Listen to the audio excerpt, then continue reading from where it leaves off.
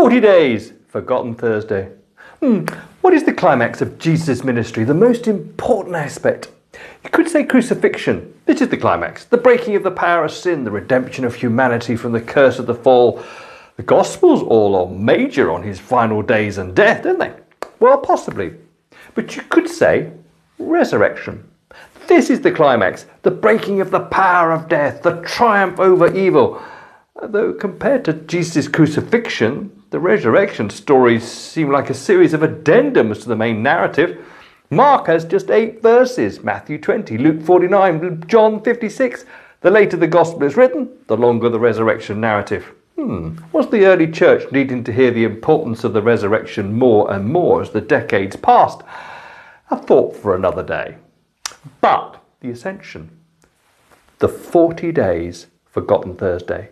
It appears in Luke's narrative most. In fact, it becomes the hinge between his 2 volumes of Luke and Acts. Luke ends his gospel with Jesus' ascension. While he was blessing them, he left them and was taken up into heaven. That mirrors his opening words in Acts. He was taken up before their very eyes, and a cloud hid him from their sight. 40 days to forgotten Thursday. I say forgotten because the actual celebration of Jesus' ministry climax is always on a Thursday, a working day, so we're too busy to worship him as the disciples did. Then they worshipped him and returned to Jerusalem with great joy. 40, interestingly, 40 is a very biblical period of time. Again and again, useful for waiting, testing, and preparing. Think of Moses, 40 years as a Sinai shepherd before being called to lead the people of Israel out of Egypt.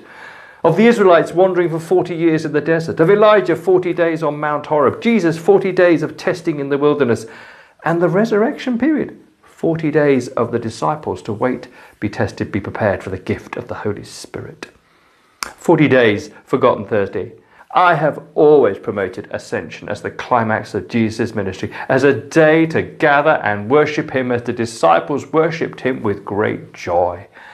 Ascension helps me to remember that Jesus is ruler, now seated at the right hand of God's throne, that Jesus is priest, knowing life on earth and interceding for us now in heaven, that Jesus is empowerer, giving us responsibility to continue his ministry under the power of the Holy Spirit, that Jesus is Lord, he is Lord de jure, and in his return he will be Lord de facto.